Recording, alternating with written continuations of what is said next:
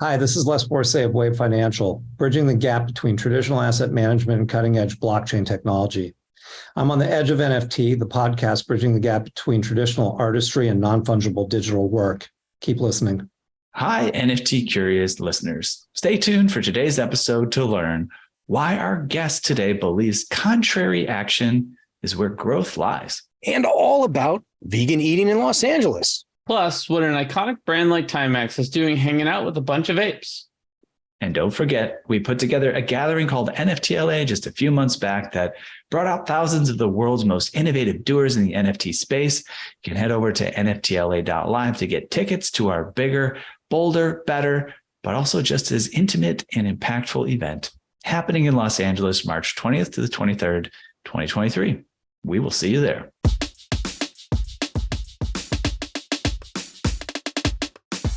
Welcome to the Edge of NFT podcast with your hosts, Jeff Kelly, Ethan Janney, and Josh Krieger. We aim to bring you not only the top 1% of what's going on with NFTs today, but what will stand the test of time. We explore the nuts and bolts and the business side, but also the human element of how NFTs are changing the way we interact with the things that we love. This podcast is for the futurists and dreamers, the disruptors and creators, the fans and connectors, and the makers and doers that are pumped about this ecosystem and driving where it goes next.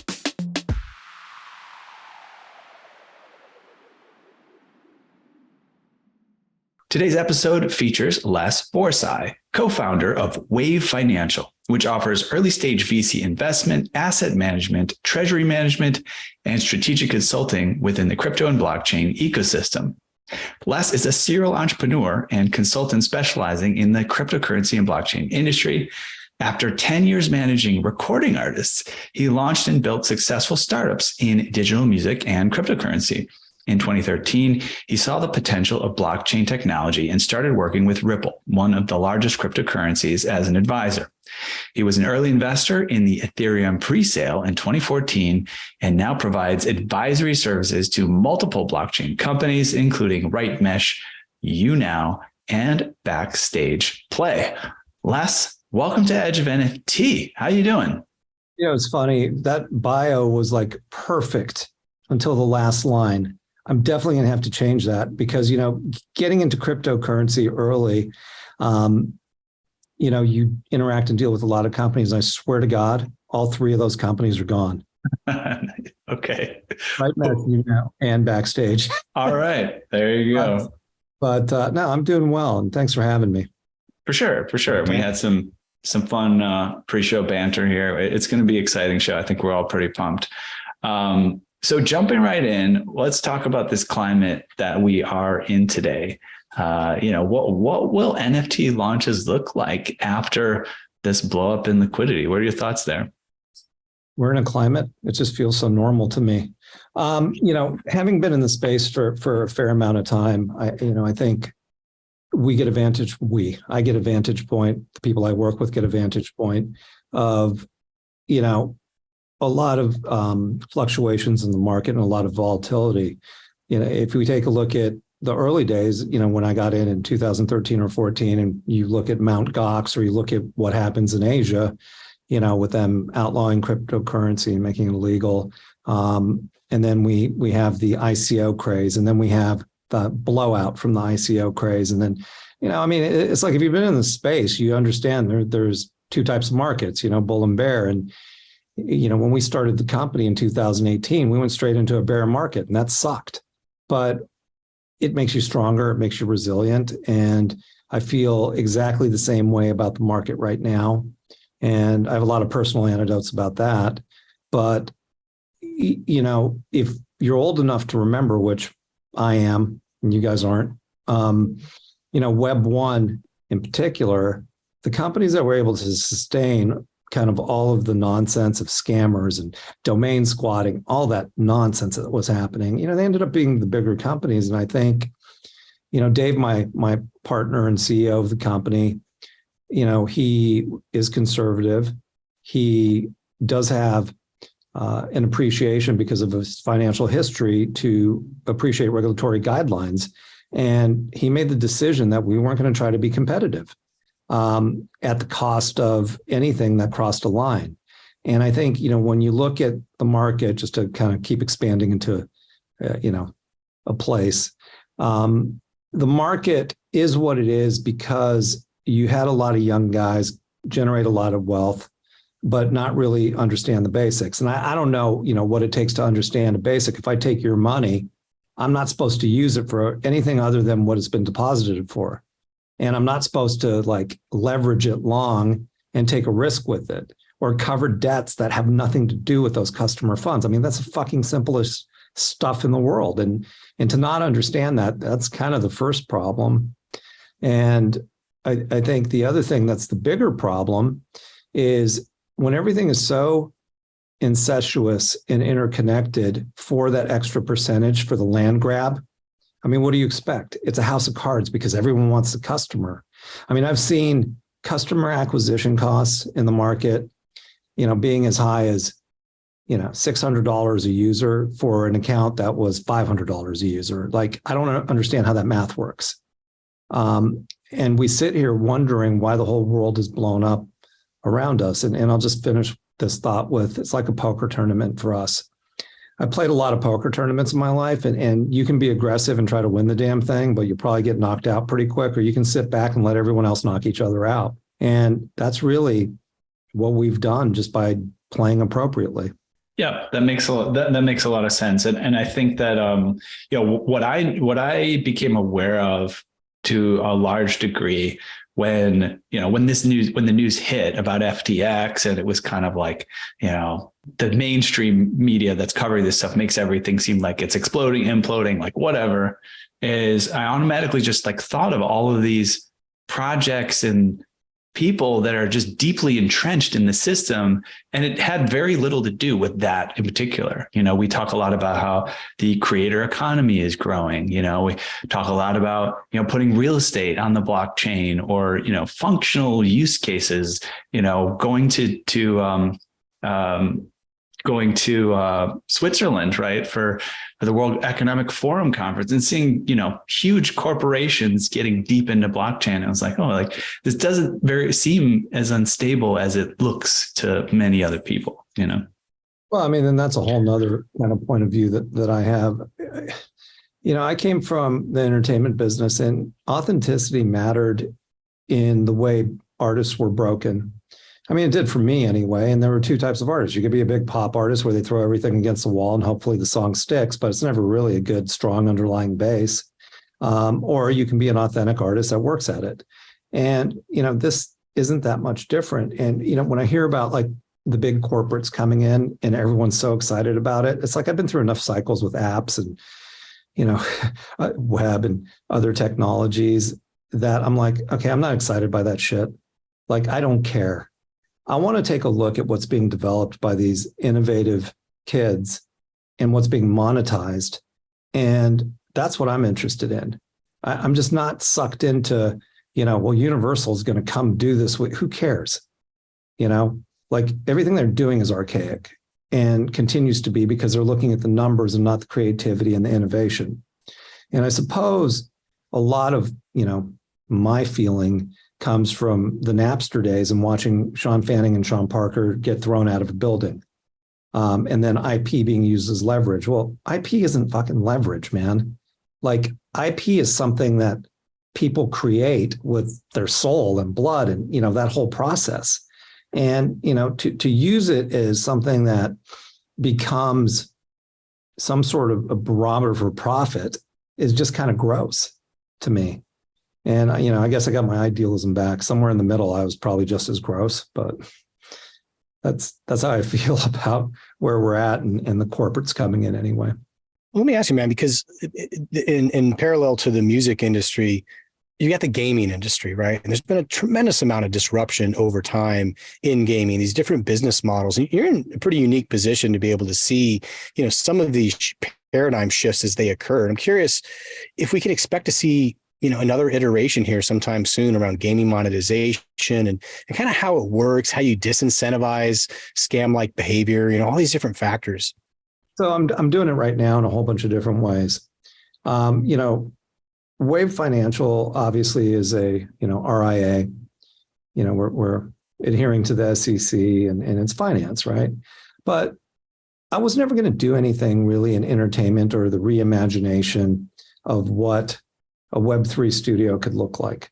Because I just, once I got done working with artists, I just didn't want to talk to them anymore. And I still kind of don't. It was a lot of decades talking to artists, and it was hard, man.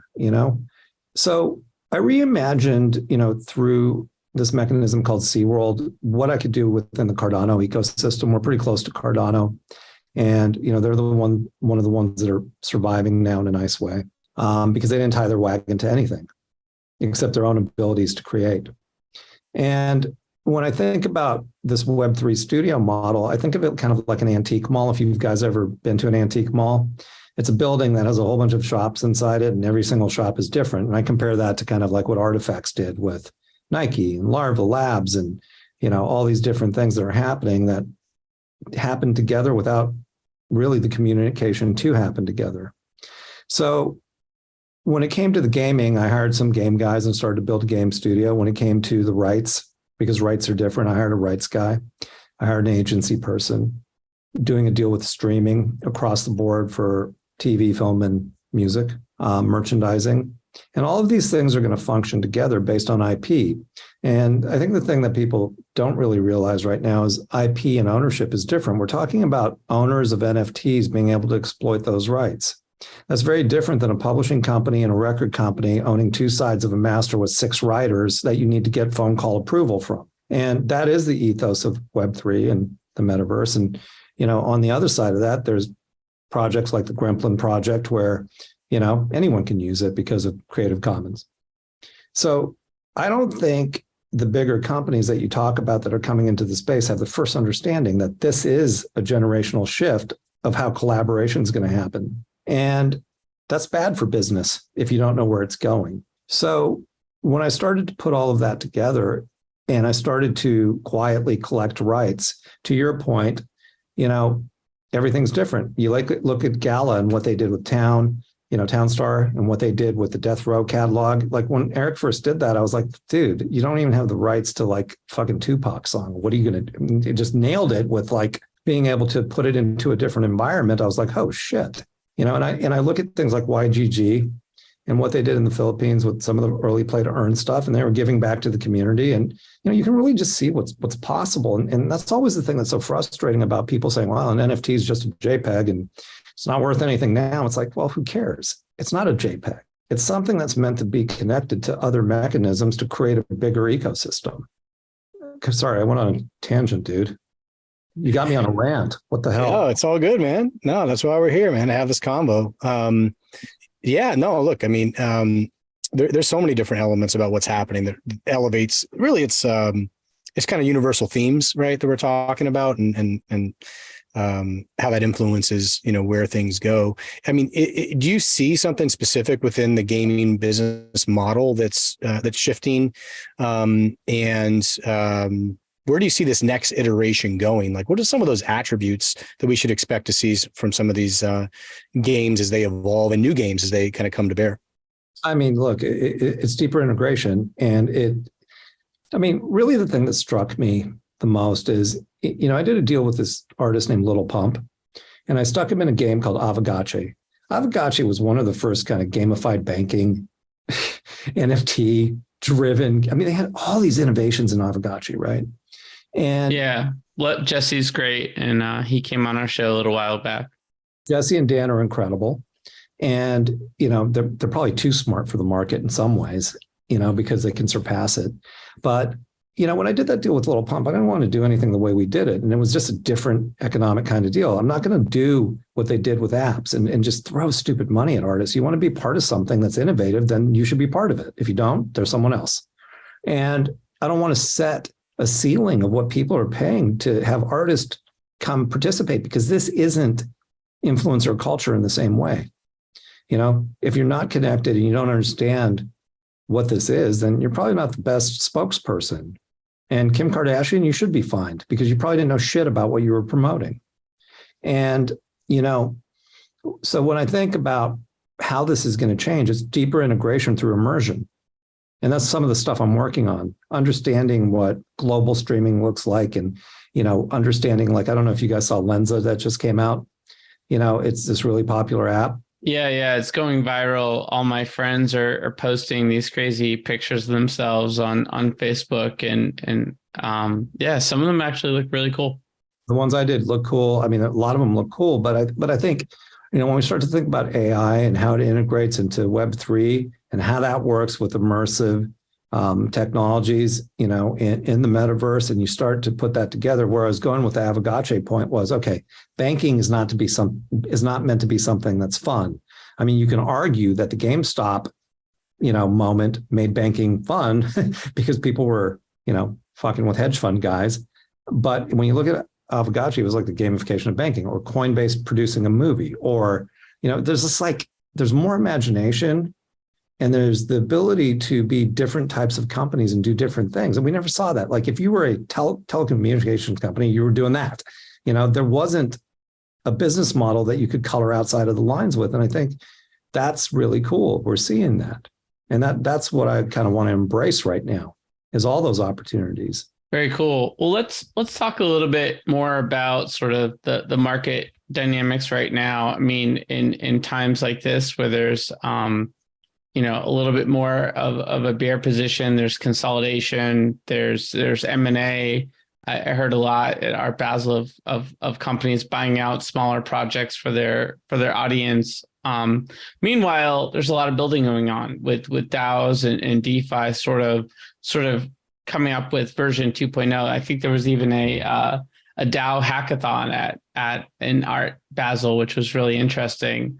I'm curious what perspective you have on that from an M&A perspective, in retail, like looking at companies like YouTube and Reddit and Starbucks and these types of players. And are we going to see some sort of interesting consolidation, between Web3 and traditional brands? Well, let's talk, before we talk about Web3 and traditional brands, let's talk about, the M&A conversation for a minute. We were pretty actively involved in buying an asset and bidding on an asset, and it didn't go our way. But, we know as a company that, where the market is what the market is, we're not going to be able to generate the same returns that we were able to generate last year. So we have to do things that are a bit different. So we're definitely looking at assets and companies that are distressed and the value to build. So, we have lots of things we're looking at. We have lots of partners we're looking at those opportunities with. It's a good way to hedge again and do something that is productive and good for the economy and good for the consumer. It's the reason we're doing the media stuff as well. In terms of, retail and, kind of NFTs and what that looks like, I thought the Tiffany had to really hold back on buying one of those Tiffany necklaces because I just would have never done anything with it. But, they blew those out in a second. I think interesting retail that's specialized is going to work right now. But I went to Universal Studios for the Halloween thing, and in every line they had a QR code saying, get your collectible NFT.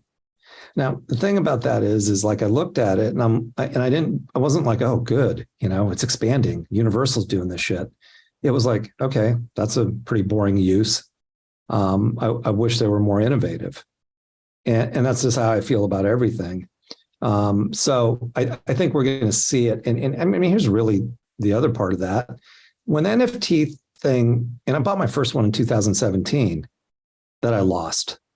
But, the NFT thing, when it really started going, you saw two paths. You saw kind of the NBA, whatever that thing was called, Top Shots path.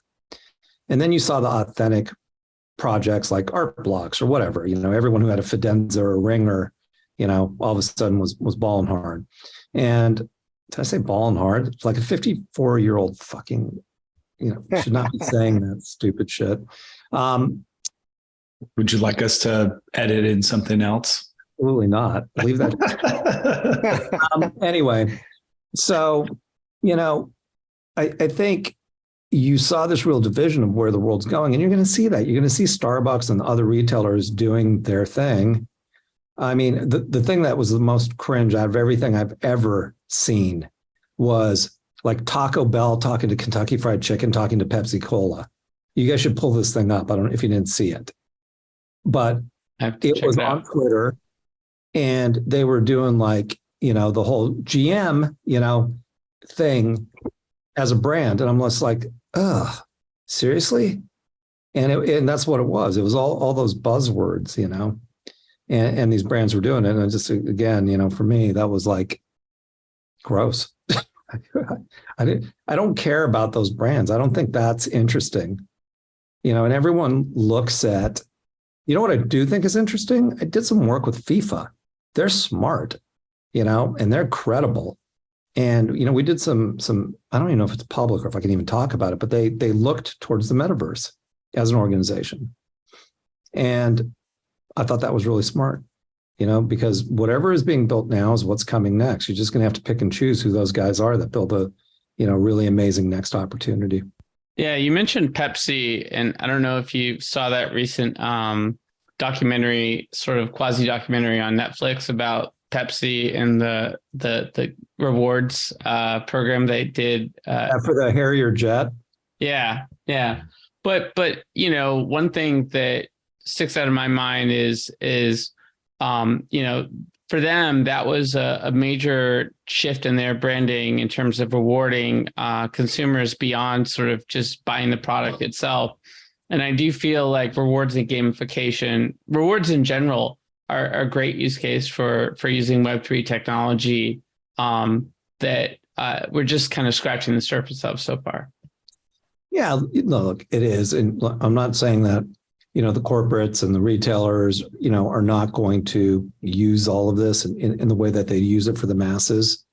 I'm just like more interested in look, I'm scarred, man.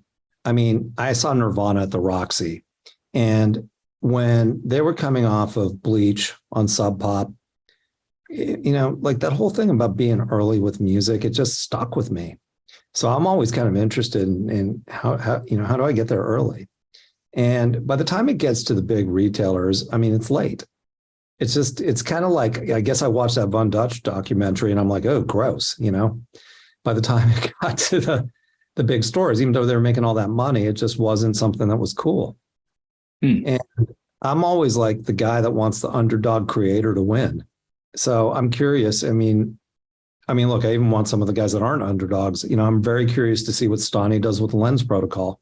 And it's going to be interesting because it's going to be a shift. And even further to that point, when we talk about our data and privacy and who is monetizing it, it's really unfortunate if it's not you and you don't have a say in it. And, information is too readily available for us, any of us. Anyone can find out anything about anyone. And I just think, we need to be a little more precious with our privacy and our data. So hook, line, and sinker, I'm all about. And I think for me, it goes back because I'm older to the guys that started this thinking, all those early cypherpunks that started this thinking with crypto, all the cryptography and where they came from and, what they kind of believed in. And I think it comes down to sort of the details of what does co-creation really mean. And, I think there's opportunities for co-publishing and co-data ownership and things that just haven't been done yet that are starting to be done. And that's one thing that we're looking at, as one of our projects from a media technology perspective. I think anything is, promising and available if it's my choice. If I want to be a guy that partners with a big retailer, it's my choice. I want to do that. What I'm really against is someone taking my data and then monetizing, and I don't have a choice. I'm really all about choices, and who knows, maybe I'll want to do something with Facebook if I'm paid appropriately. And I think, the problem with companies as they get bigger is they look at the bottom line. And this happened in the music business. The minute the, accountants came in, it ceased being a creative place. And everything became about the bottom line. And, when someone takes your data and monetizes it, I mean, there's security issues with that. And again, not participating in it or not having a choice, that just sucks. Yeah. Definitely appreciate that. And I feel that, almost on a daily basis, sometimes I just kind of feel worn out by this whole system, just remembering, just looking at trying to do like, oh yeah, DNA test. That's cool. Like I could do that. I could learn about my health. I could, check out my ancestry, all this stuff in it. And then I have to go, oh, 23andMe. Wait a second. That's the lady that was married to Sergey Brin of Google. And they're all about owning my data and doing, she's going to know my DNA. Like know how to probably kill me with a pill or something. Right. I mean, it's scary stuff, and it's definitely something that I think has worn on us as a culture. I think that's part of what underlying this decentralized movement, owning your data, having a more of a say in what's going on for sure. I mean, look, the whole thing, all of it started with trust, right? And, when 23andMe came around for about a half a second, I was like, oh, no, like, I don't want to give them that information. And, worse to that, I was in the music business for 3 decades. I don't want to know I have a kid somewhere. Like, that'd be terrible. Oh, guess what? You're 54 and you got a kid. He's, 20. Like, that would be fucking terrible. So like 23andMe doesn't work on any level. By the way, a good friend of mine found out she has 45 siblings. Oh, Jesus. Okay. All right. There you go. Time with my family is, and I have one sibling. Well, you know what? Surprise, Les. She's your kid. No, just kidding. Can you imagine me as a father? It's terrible. Yeah, I don't know. Let's conveniently shift the topic to stablecoin regulation. What do you think about what's going on here? What's next? Do you think there's a way for regulations to kind of spur innovation? Is that an oxymoron? What's going on here? No, look, I can only speak to personal experience. I watched the hearings the other day for FTX, and I can't remember what the guy's name is, Ron Bean or something with CFTC. This guy's brilliant. And I feel really comfortable, with the way he was talking about LedgerX and the regulatory process they took. They're the one thing that's solvent out of the FTX nightmare. And we need regulatory guidelines. They always say that a form of regulation is not regulating at all. And that's kind of what I feel like has happened. And once we put the guidelines in place, it's better for innovation because when you're stepping outside of them. Not knowing is a lot harder. So, those hearings were really, really interesting. And, when you listen to the politicians, though, that was scary as shit because there are a handful of them that actually, understood and knew about the space. And, to regulate the space is really complex. I literally listened to a senator say, well, how do you know that it's security? I listened to another senator that day say, how are you going to handle all this cryptocurrency as a small organization like the CFTC? So let's answer those two questions for a minute. The Howey test has been around forever. And, the difference between a security and a commodity and who regulates has been established in traditional finance markets. And if you take a look at how big traditional finance markets are, for a senator to say, how are you going to handle this with your small organization when, how big is a commodities business, comparatively speaking, to this? That's my fear. They don't go deep enough to understand, the difference between a stable coin and, something else. And then when we go even deeper and we start to see, decentralization and DeFi and, real fi and CeFi and regulated finance. The whole thing is layers of complexity that most people just don't spend enough time understanding. And you throw in NFTs and metaverse and the marketplace and gaming tokens and treasury and, layer twos and, everything else that's coming. What do you regulate first? They're still stuck on Bitcoin. Mm-hmm. Yeah. And it's good to see people who have experience in these domains getting into the regulatory positions, right? It shouldn't be adversarial, right? It's a cooperative one. Cooperative, yeah. Yeah, for sure. And I haven't done a full-on survey of it, but, other domains that are regulated are complex as well. Look at, pharmaceuticals or, food and drugs and things like this. So it's just a matter of getting in there and taking it on and doing a good job.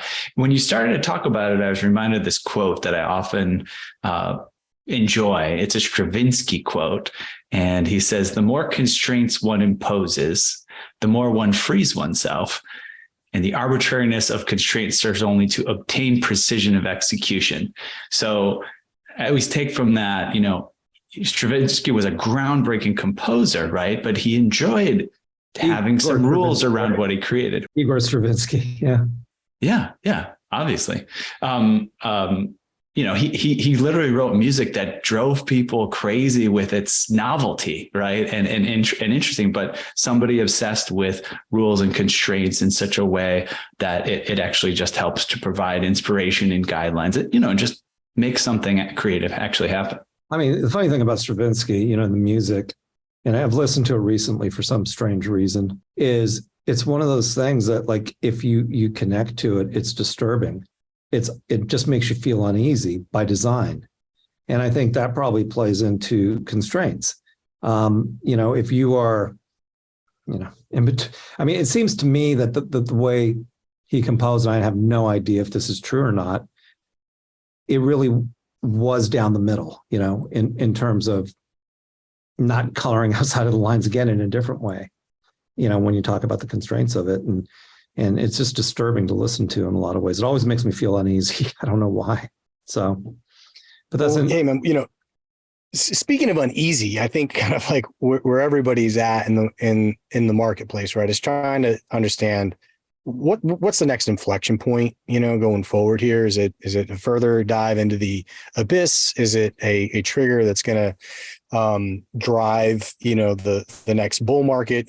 At some point, obviously there will be a bull market. You talked about it right out of the gate. We know that these are normal cycles, they ebb and flow, but predicting exactly when something will happen or why is always, very difficult. But you of course are in a very distinctive position where you can see some of these signals, that come up, and may be able to point to potential things that are going to be part of the trigger that launches us into the next bull run. And so curious, from your perspective, as to what you think that might be. Is it like this last cycle, things happening in the DeFi space that really trigger this? Is it some other, corner of the industry that's going to be, the launch pad for this next bull cycle? Where do you see things launching next? I'm going to give you an answer that's really true to my heart on this one. And it'll be just the opposite answer of what my partner, Dave Seymour, would say. I, in my lifetime, I think, have really kind of clinched with both fists everything I've ever done and planned and tried to see all the angles. And what I've really tried to do since I've been in this business is not do any of that, not predict, not care. If I could figure out a way to run my own business, that was down my lane, and I'm doing it for, all the right reasons. I wasn't looking for those inflection points. Dave does that because we're really good at risk mitigation, and Dave knows when to pull, knows where to invest, knows where to hold back. And that's why it's a good partnership. When I look at it, I'll give you an example. We did an NFT fund. And, it's above market, performing above market, but it's way, way down, as it should be, comparatively speaking, when we bought and what we bought. And everyone who asks me about it, my answer is kind of same. I don't really give a shit what the market says. I bought these because they're collectible. I invested in these companies because I believe in the companies. I don't dictate the timeline of when the value comes back, but I believe in the blue chips I've purchased, and I believe that it does come back. And if I need to cite it to a parable, it's like, well, look at art markets. Andy Warhol, after he died, he had so much shit out there you could buy for nothing. Well, that turned a corner. Everything does turn corners. If the selection process is based on valid information, I think, or even if it's not, if I'm buying something that I believe in, that I like, then there's a good chance that it'll work, but maybe not. So I don't really get caught up in what's the next. It happens when it happens. And, if I like gaming, which I do, and the metaverse, then I'm just building into that things I see improving the economy. I'm not having to wait for it. Maybe something I do will help it. We don't know what that catalyst is. I mean, and we're usually wrong about it. If we take a look at, when China made that big decision, I mean, that could have killed crypto. Didn't. Any one of those single things, including FTX, could have killed the whole thing, and it didn't. So if it didn't kill it, how the hell do I know what's going to make it? It's just going to happen. And like playing that game where you're like, well, the institutionals are coming, and when they put their money in because it's big, that's going to turn everything. Well, we've been saying that for a long time now, and Right. and that hasn't happened. That's my point. That's exactly my point. So saying it and watching it not happen, I mean, why do I care? Let me just do what I'm doing. And there's less competition now because so much of it blew up. And maybe I'm not making, maybe the company's not making what it could have made, a year and a half ago, but that's okay. We're still here, without problems. And that's the way I look at it, Yeah, and there's a lot of people that feel that way. I mean, we met a lot of them in Miami this past week. These are dedicated folks that are building, and it's one reason why we're going to have a hackathon at NFTLAs, because there's a lot of building still to be done here, a lot of innovation. We're just scratching the surface of the potential here. And one of those areas of innovation, of course, that's kind of been talked about for a long time, but I think with a greater amount of attention, most recently is AI. We talked about Lensa, and there's the AI art component. There's AI when it comes to, actually, I saw someone that created the ability to create or derivatives of your NFT in like 5 seconds, and that was sort of interesting. He showed it to a couple founders of these big major projects, and they were kind of processing, how do I feel about this? I think a lot of us are processing that. I'd love to sort of understand how you feel about AI and the potential scale and impact it could have in the metaverse and beyond. Well, I mean, there's a lot of interesting projects using AI. And, one of the ones I love is Aaron McDonald from Centrality. He has the ASM and the Genesis brains, and, they're connected to a game, sports really, and those players learn how to play. The Lensa thing is really cool. It just, I mean, I want to go home and do it again. I think I did 200 avatars last night, and it just, I mean, I always go back to that story you hear about Meta having to turn it off because it was, I don't know if you guys ever heard that story. There was a story about AI where I think Meta ran some AI and it started to get too smart. So they turned it off. I mean, here's to the destruction of the world through AI. Who cares? It'd be funny. But I just love anything that's innovative. And we've seen all of this before, I think, in science fiction movies and television for the last 100 years. And now a lot of what people have imagined, we have the ability to build a lot of that stuff. I mean, I walk down the street and I don't even flinch. You see those little robots driving around with food in them? Like, what the hell? And we just don't even flinch, do we?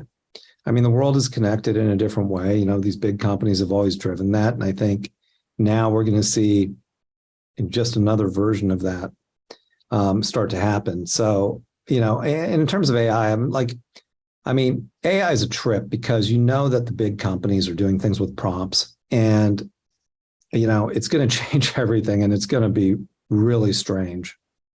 Yeah, one interesting use case I learned about. I moderated a panel with some of the sandbox accelerator projects, and there's a company that is using AI to design 3-dimensional assets that would normally take tremendous amounts of manpower to create these assets that can be used in the metaverse. And I just think about, like, just a year ago, the conversations we're having with projects like Superworld and where we were in the ability to sort of create assets in these worlds, that it felt like that was a big hurdle.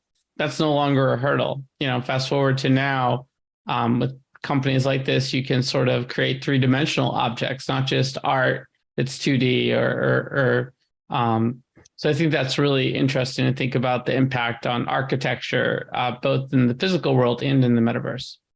Yeah, I mean, look, gathering information and spitting it out in a different application is really interesting. The other thing that's interesting, not just AI, but is like physical versus, digital. And we're seeing, these combinations. I think there's a company Link, bought one of the sweatshirts and you're going to end up wearing it in the metaverse. So like that physical, digital, I mean, it's the tip of the iceberg on that stuff too, and again, I think that if we have a theme, it's collaboration and collaboration of, chocolate and peanut butter, things that aren't meant to go together that kind of do. And a lot of it, may happen on purpose, but some of it will happen on accident. And that's when we'll see these really interesting things, emerge. And maybe it won't all be good, I don't know. But it'll sure be interesting. Yeah, for sure. Yeah, we've seen a lot of things already, right? And 10, 15 years ago, AI was still something that people were like, I don't know if that's going to actually be anything of significance. People have been working on that, but we'll see. We'd love to get to this next segment, which is our quick hitters, where we get to know you a little bit more personally, your kind of story and what drives you. But first, before we roll out, tell us what projects you've been following in the Web3 space that you get excited about. Our listeners are always interested to hear what other stuff you're paying attention to. It's interesting. With Wave the way it is, we have the M&A stuff we're doing right now. This is going to sound terrible. I was going through a divorce. I had a lot of time to spend in the metaverse and with games and everything else. And now I've been more focused on what I'm building and what we're doing with the company. So between those two activities, I haven't had a lot of time for discovery. I mean, it's really amazing. I was able to play with the Lensa thing, to be honest with you. But, I will get up to speed by next week will come around and I'll spend, 14 hours a day looking at shit and be like, oh, that's interesting. Tell me this, what, if you could buy one NFT for that NFT fund here in the down market for a deal, what would you pick? Let me answer that other question all the way first. What I'm actually interested in is some of the bigger platforms that are emerging that do multiple things on a foundational level. And, taking a look at the relationship between NFTs and things like streaming. How's that going to work and what's that going to look like? So companies that are looking at that. The other thing I'm really fascinated with lately is, and I've been digging in deeply, is influencer culture on Web 2 and connecting it to Web 3, because Web 2 is still foundationally faster than anything else, and how that's going to open up other monetization. So I won't say that I'm interested in Web 3 projects as much as I am in disruptive business models. Mm-hmm. That's what I'm really into. Like, how do we do something that's completely disruptive where we can make money that people haven't thought about making money in those ways? So the other question I interjected was, if you could buy an NFT in the down market here, what would you pick? I mean, I'm a sucker for the old school stuff. I would probably just go buy another punk or another ape, or, and I know, like, the thing I love about the apes in particular is if I own it, I can exploit it. I bought a Big 3 basketball team with the fund. It was Ice Cube's basketball team. And then I bought an ape and we put the ape on the jersey, and we did that in a day. So it wasn't because I wanted the ape or even because I wanted the basketball team. I was more curious about the jersey, and then taking that and seeing if I could sell it digitally and sell it physically. So that's the kind of stuff that's really interesting. So I like that blue chip stuff. In a down market, I mean, it's obvious, you look at the art block stuff, you look at, the Zukis, you just look at all of the stuff, that they're going to build around it and what that is going to be. I didn't look at Loot for Adventurers. I'm curious to see what those are trading at. Remember all the rage, those loot cards and, but yeah, I mean, it would just be the kind of, I never bought a Doodle, Yeah, I was gonna ask you what your thoughts were there. They had a great activation, the Doodle Putt, and I feel like one of the more interesting aspects of their activation was the word NFT wasn't anywhere part of it. It's just they're building a brand, and while I'm not a Doodle holder, we're invited as media, and like from the drinks to the ambiance to the decor, there was clearly a vibe of a real brand that sort of already exists in the world. So, kudos to them on that. I'm going to go buy some more cryptodes. I like the cryptodes. That's another one just because of what they represent. I like Gremplin as an artist. So, and I know my guys are like looking at all the new stuff, like Gabe's thing, whatever those things are called, Digidaku. It's like I get that, but I just like what I like, and I would probably buy another ape or two, maybe. But yeah, I mean, it'd be the classic stuff. The thing I'm mourning the most, though, I'm still kind of pissed about, is the premium I paid for my Tom Sachs Virgin rocket when I bought it. And, it ends up in a museum. This is my point, though. These things end up in museums, right? And they end up with Budweiser putting it on an ad, yet they're trading for nothing. So, like maybe I'll go buy a bunch of Tom Sachs rockets because I just liked the project and everything he did with it. Like he launched rockets, these little model rockets all over the world. It was just such a cool art thing. Yet, it didn't pick up the momentum. So, yeah, it was definitely one of the coolest ones among really everything that came out. Man, it was really cool. I want that. There was a couple that were cool. The Ferrari rocket and the Hermes rocket were pretty cool. Yeah, for sure. So we'll move on to quick hitters. Jeff's a little bit under the weather. Do you want me to read through, or do you want to take a hold man. of Yeah. quick hitters? Okay. Yeah, bro. All right. Sounds good. For the listener, I don't know if we mentioned Jeff's a little bit under the weather this week. Luckily, we got him back upright, but I'll save his voice. I'll come back upright. Yes. You have questions about blockchain? Like, how big of a block can you chain without throwing out your bag? Or if you received that chain letter, how did you block it? And does blockchain taste better barbecued or deep fried? Luckily, you don't have to ponder these quandaries alone anymore, because Blockchain Training Alliance is here to answer them and also train you in real-world blockchain issues that will impact your business's bottom line and orient it future forward along the ley lines of the most important tech humanity has perfected since harnessing atomic energy. If you're into those sorts of things, Blockchain Training Alliance is a top leader in the field, counting among its clients IBM, Microsoft, Disney, Morgan Stanley, and many more, and offering a wide array of technical and non-technical courses. Whether you're a computer neophyte training for an incredible career in this new space, or a coding expert honing your skills, Blockchain Training Alliance will help you steer your ship home safely, filled with treasure. Arg. So hurry and sign up for the Blockchain Training Alliance course that best fits your needs at blockchaintrainingalliance.com. Use discount code EDGEOF for 50% off and start your next block today. All right, Les. Next segment's called Edge Quick Hitters, a fun, quick way to get to know you a little bit better. 10 quick questions. We're looking for a short, single, or few word response, but you can feel free to expand if you get the urge. Are you ready? I think I'm ready. Awesome. What, Les, is the first thing you remember ever purchasing in your life? NFT, or the first thing as a child I purchased? First thing in your life. It had to be something related to BMX or skateboarding, where I bought it myself. That's my guess.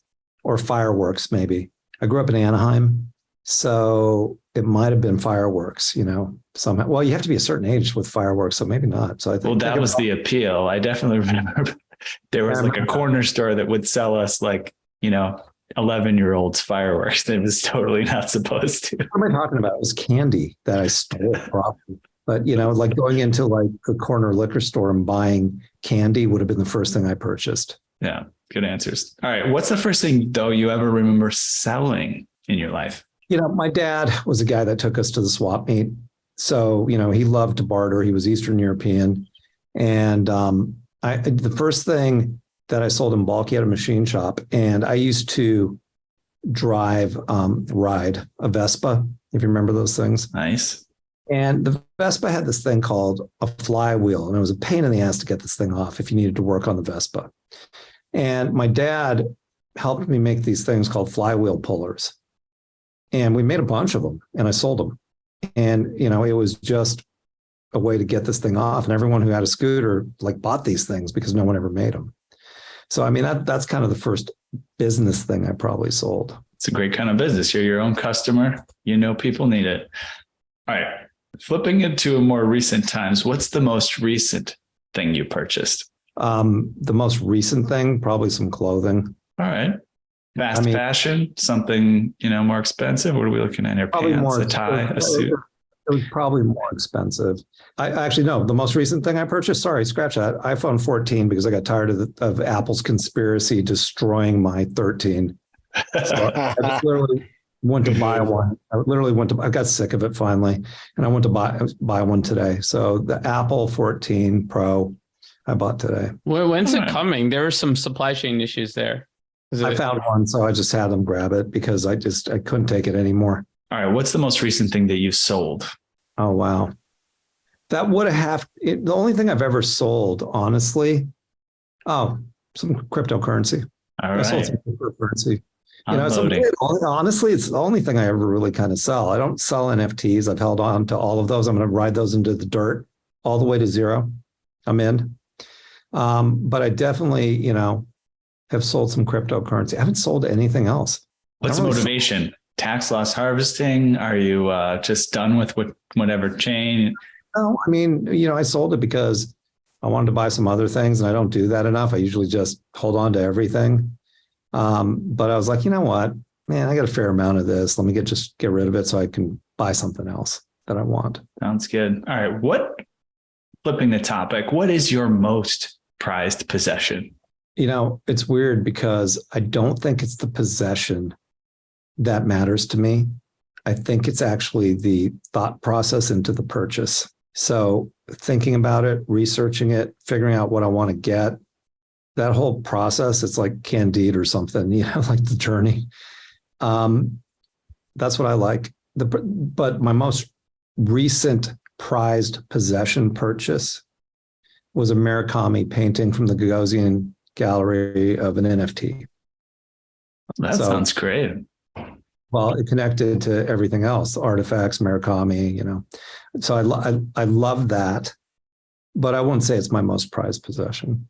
Agreed, though. I enjoy sort of the process of looking for things, and then I notice I don't really want to buy it after I look for a while. I'm trying to think of what I'm coveting right now, and sadly, there's kind of nothing. Yeah. So I always term those things that I have artifacts of adventure. I can look at those things, and it's the story behind it that brings the value to me. So yeah, I do relate to that. All right. Next question. If you could buy anything in the world, digital, physical, service, or experience that is currently for sale, what would it be? Digital, what would it be if I could buy anything in the world? I mean, I think we're here for such a limited amount of time on this earth, and physical, possessions, you could say an airplane, but you know what? An airplane gets old. That's not something you love. It just makes the experience easier. But what you're really working towards is the experience. And I recently had one where I took this remarkable vacation, and it was all about the experience. I mean, I want experiences now. I don't want possessions in the same way. They don't matter. Having said that, I just did this race car thing in Las Vegas and drove the Ferrari 488 GT. And I'm an electric car guy, but Jesus Christ, that was fun. But it was the experience of actually, which leads me back to the old question. There's a country club in Palm Springs that has a racetrack connected to it. That seems like fun. That'd be a good experience in a purchase. You'd need the car and the country club membership with the racetrack. Yeah. And it sounds like it'd be nice to just have like a pass to like drive any car you want, whenever you want. Right. That would be fun.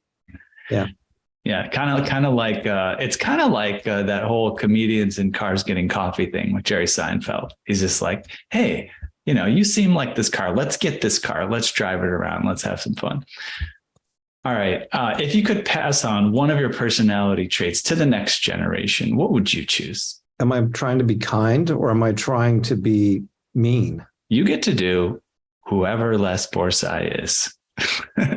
You're passing on a trait to the next generation. Honestly, I don't think I'd ever want to pass on the ADD to the next generation. I think as I've gotten older, I think I have a pretty good moral compass, and I think I inherently know what's good and bad, and the kindness brings kindness. So if you can do that and pass that kind of attitude on to the next generation, that really works. I'm just really not down with shortcuts and succeeding just for the money.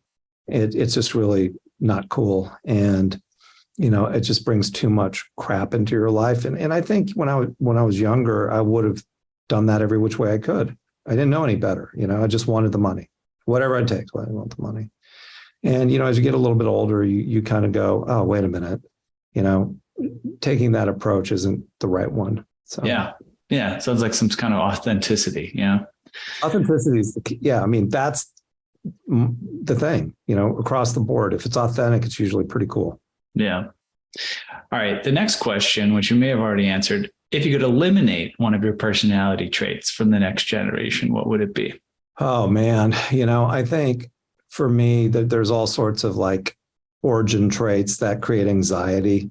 And I think like anxiety is just a completely pointless feeling. So it'd be nice to get rid of the underlying causes of that. If I could relax a little more, I have the need to just constantly work. And I can't tell if it's because I like to work or I'm just substituting other feelings I have by burying myself in work.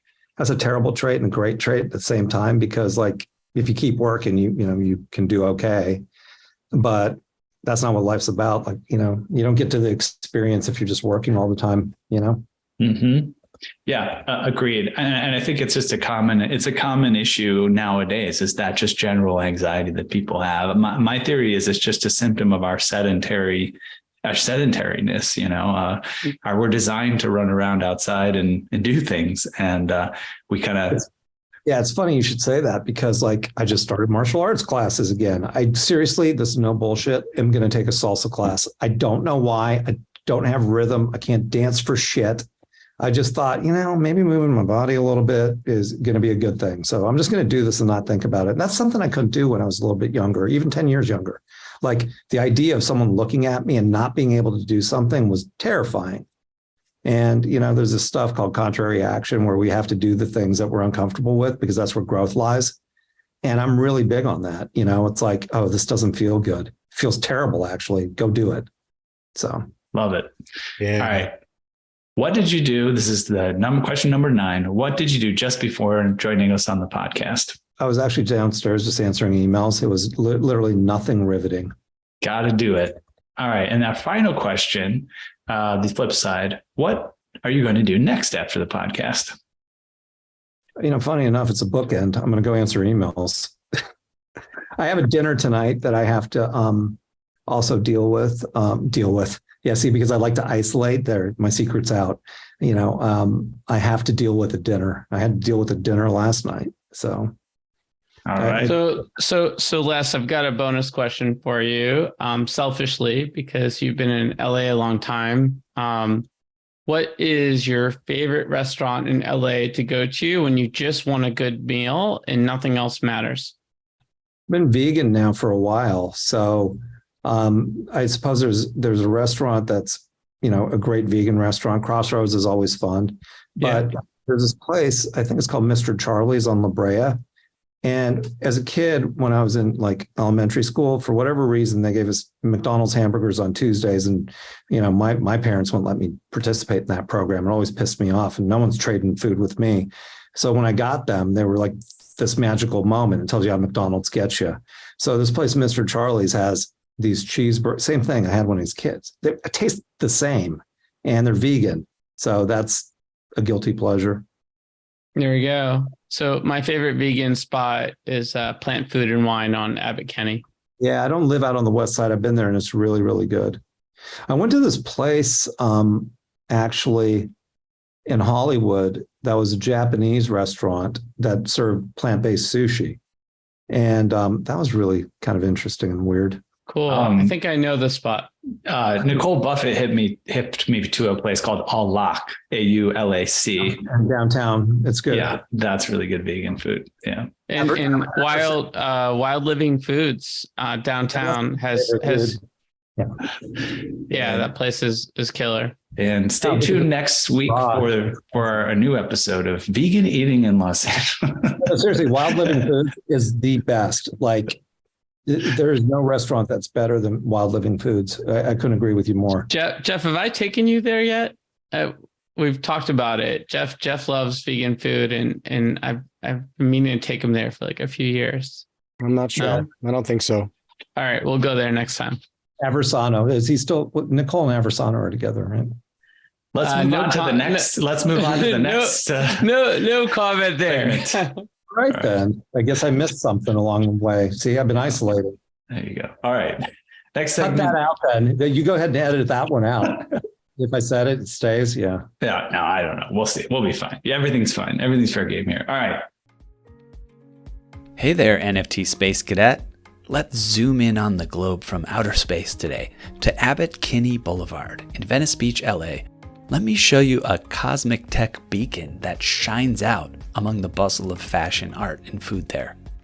It's a thriving software dev, data science, and design studio known as AE Studio, where scores of the sharpest minds have come together to help founders and execs create software and machine learning solutions that are not only profitable and increase our agency as humans, but that give us that warm, fuzzy feeling that elegant tech so wonderfully does.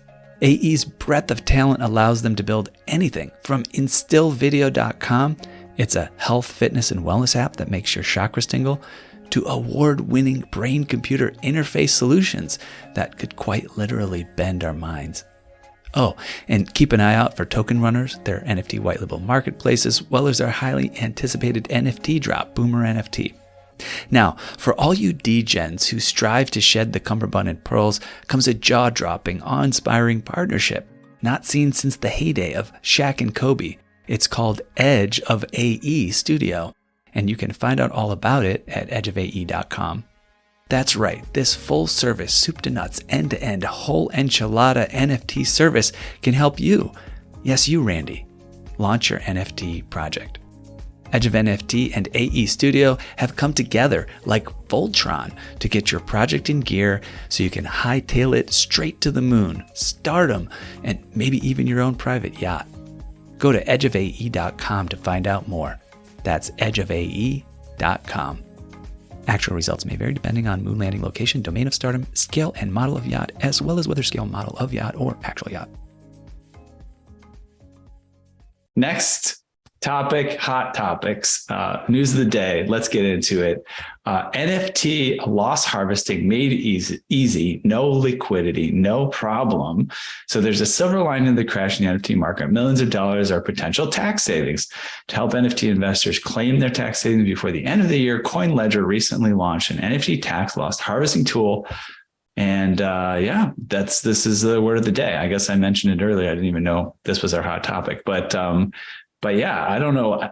So the one thing I don't fully understand tax loss harvesting. I've talked to various people. The story that I've gotten is that you can only offset your losses for taxes on gains, right? You can't offset your taxes in general on tax loss harvesting. So I guess that's something I have to contribute to the question. The conversation is like a question around that, the strategy. There's something, there's something interesting about this tool though, which is that they will buy your illiquid NFTs, right? So, this is not the first time I've heard of people that are snatching up these low for NFTs. And I've got to think that there's some really creative upside for them if they, conglomerate all these interesting NFTs that they can do fun things with. So it's a creative marketing campaign. And it does make sense to think about these things before the end of the year. I'm not going to say that I've never done it,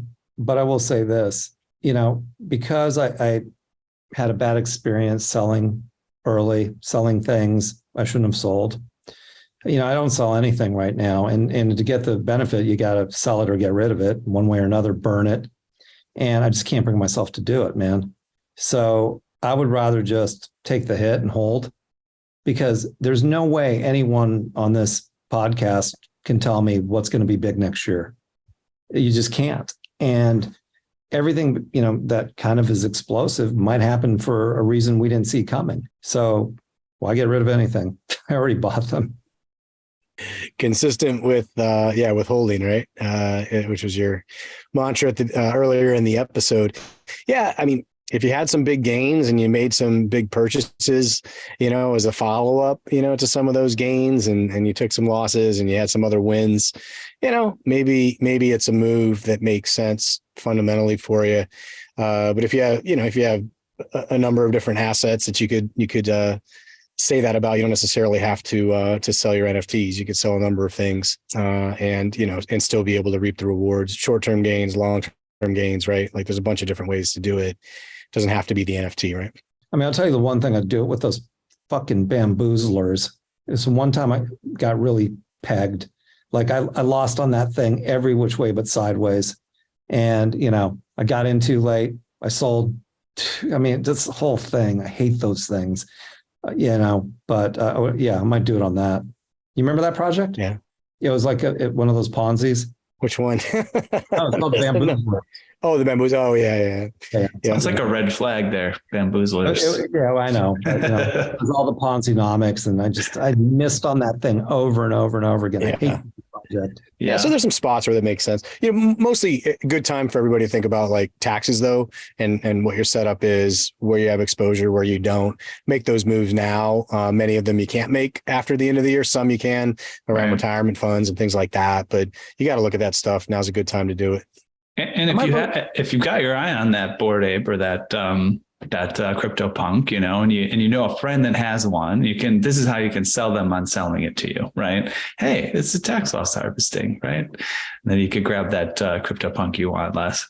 I might want to buy a noun, actually. They were always really kind of overpriced, but they're cool. I don't know what they're going for. All right, so I met some nouns in Miami, and they are really cool people too. And they're working on an initiative called Nouns on the Ground. So look for more nouns out having fun, and they're doing something with the Rose Bowl. All right.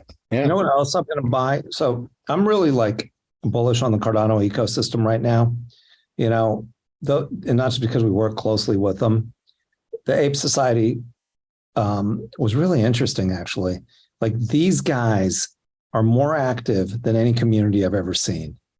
It was the craziest thing. So, I mean, I just kind of believe in some of the communities that are coming out of that ecosystem. All right, let's hit the next hot topic. Let me say one last thing just on tax loss harvesting, by the way, that they don't really mention in this article and that isn't part of this service. And that is that traditionally, when you talk about tax loss harvesting, you're not just selling the asset, but you also traditionally talk about buying it on the back end 30 days later, like if it's a stock, for example. Right. That's usually part of the combo because you actually still believe in it, but you're trying to harvest the loss and then still make the long-term bet. And so when I first saw that service, I was thinking they'll buy it from you and then return it to you, that there was some mechanism to enable that. That wasn't the case. Yeah, that wasn't the case, but I thought that would be pretty cool if there was a mechanism that would do that where it still made economic sense and maybe they got a royalty related to it. I don't know, like something that would enable more traditional tax loss harvesting. Yeah. But for me, look, cryptocurrency and NFTs are still the Wild West, especially where taxes are concerned. So as good as it sounds to do the harvesting that way and rebuy it and, I don't need to do anything that's going to raise a little bit of a flag. But the smart contract aspect, I think, is very interesting here. Like you say, Jeff, it's cool. You could just make a smart contract that says it comes back to my wallet in 30 days. It's the legally defined period that, Right. Very traditional kind of above board approach, right? Rebuy in 30 days. If you go under, of course, you don't get the benefit. And the other interesting aspect here is if you buy another NFT, if you just trade your NFT for another NFT in the same collection, does that count as buying a different asset, right? Because you have to. Yes, why not? Well, okay. Thank you, regulator Joshua Krieger. By the definition of NFT, hence non-fungible token, right? Something non-fungible, different. Apparently, yes. Yeah. Okay. But what would a regulator say? That's where I don't know. That would be funky. Regulators love to have a problem with things. All right, let's move on to the next hot topic. TIMEX launching a $2,500 Bored Ape watch and matching NFTs. Owners of Bored Ape Yacht Club NFTs will soon be able to show off their PFPs on their wrist, enshrined in a one-of-a-kind TIMEX watch.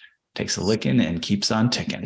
So I popped by the launch party for this event on South Beach. It took about 90 minutes to get over there, but it was quite good Mexican food and a bunch of really fun apes that were hanging out celebrating this collaboration with TIMEX. One of the we actually interviewed TIMEX. There'll be a short segment on social media from from that event. I didn't know this was going to be a hot topic. I don't know if you guys knew that I did that, but it was cool to see an iconic brand step up to the plate and try something new.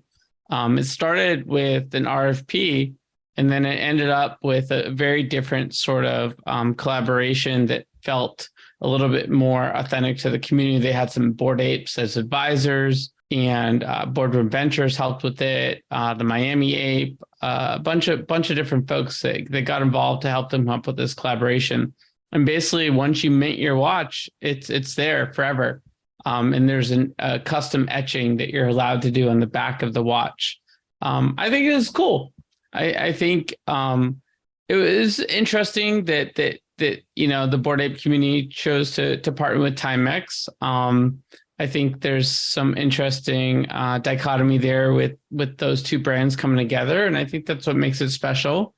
So I give everyone involved courage to launch something like this in the current market, and kudos for TIMEX for trying to do something authentic in the space. 555, I think it's like it's 2 ETH, so not your average TIMEX, but it's a really special limited edition collectible piece. When's that drop? December 4th, technically. I think you could Yesterday. Yesterday. So you could have also gotten one at the pre-party event. And so Sherry Fabiani was the vice president global marketing who I spoke with, and they were just super excited to do something in Web3 and super committed to doing it right. I know it wasn't easy for them. They had to move a lot of red tape around to do this type of project that was a one-on-one for each ape holder that participated, and they did it as a proof of concept. It must have sold out like in 5 seconds, right? We should check it out and see what happened there. But I will say that they own a number of bigger brands like Guess and whatnot. And so for them, this was an experiment, not just for their TIMEX brand, but for all their brands. I'm going to have to go look at that because I was thinking about watches recently. And that's cool that they did that, actually. See, that's cool. A brand I'd want to work with, even though I don't love TIMEX as a watch brand, but it's cool that they did that. Yeah, I think also in general, just what's happening with IP, and you mentioned it earlier around apes, lesson. The thing is there's so much cool shit happening there, and it's just being developed and refined and iterated on. Lots of learning. Some stuff works, some stuff doesn't. It sounds like the TIMEX took a pretty cool approach here, like really co-creating this, like true co-creation, not just like let's come up with the concept internally and then get a couple of people to help us promote it, which I think so many big brands do. So that's kind of cool. And Josh, I didn't know those details. So it's kind of cool to hear about some of that stuff because it didn't even come through in the article. Gary Vee's talking about it a lot. Just the iteration he's doing with VeeFriends, and it's neat to see that community, do things like that. So I didn't know that. Yeah, I mean, I met the whole TIMEX team. They came in from all over the world to launch this thing at Art Basel. That's very cool. That's cool. Yeah, a lot of cool stuff going on at Art Basel. Fashion, I think, is a place where there's a lot to be explored. And we saw G Money had his pop up, and he was doing fashion, basically printing T-shirts on demand for folks who had the appropriate NFT, and they had scannable codes in the shirt itself where you could I got a couple POAPs, right? I thought I missed it this year. Yeah. What else can we do to make less jealous, Josh? That didn't make me jealous. Party, the sandbox party was incredible. Yeah, I missed it. What are you talking about? That's a blessing. I don't want to go anywhere. Nice. Nice. Wait a minute, Les prefers NFTLA. It's closer at home. There you go. Yeah, and that's even a stretch, but I can make it there. Right on, man. Hey, so I know we were talking a little bit earlier about this segment that we have, the shout out segment, where we like to give any folks within your orbit or realm of influence some love. So Les, what do you got for a shout out for our listeners today? Honestly, I was really stumped. This is the only question you stumped me on. I was just like, who does my orbit that I actually want to say something to? And like, I couldn't come up with anything. I was just like thinking about people that inspired me, like Richard Prince as an artist inspires me. Murakami, like those people kind of inspire me for sure. But Chuck Palahniuk, who's this great author. So anything that has kind of a darkness attached to it, I suppose.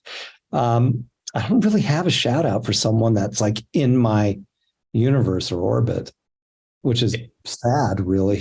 It's a tough these folks one, are though. obviously, Yeah. because they've moved the needle for you, and that's really what we're looking at there, to give that love to folks that do move the needle for you, whether in your immediate vicinity or not, right?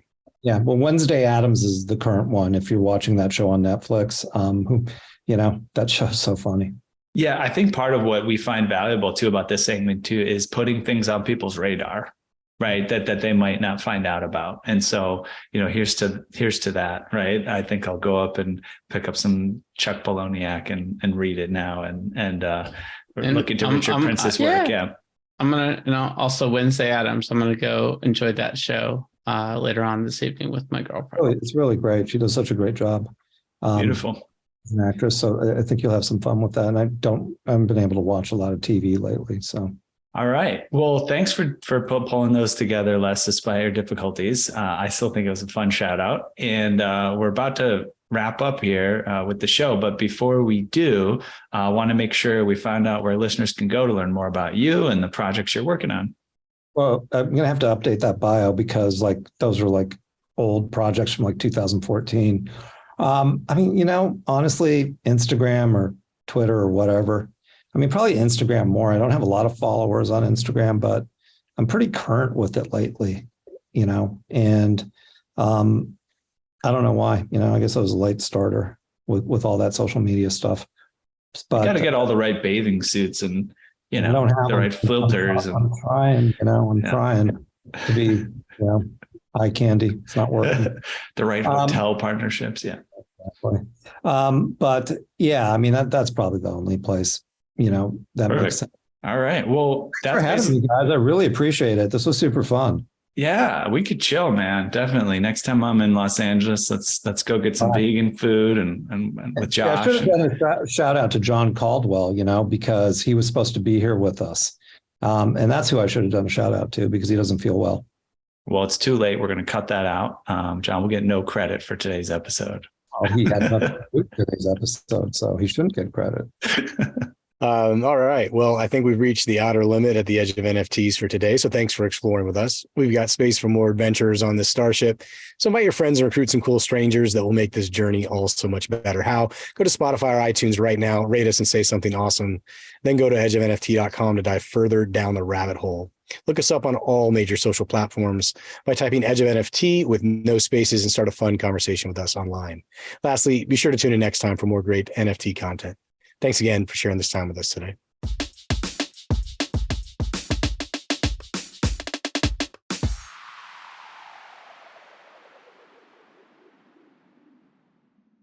The views and opinions expressed on the Edge of NFT podcast reflect solely those views and opinions of the show creators and its guests. We're learning as we go, just like you. Please make sure to do your own research. Our podcast is not financial advice. There are multiple strategies and not all strategies fit all people. You understand that you are using any and all information available on or through this podcast at your own risk.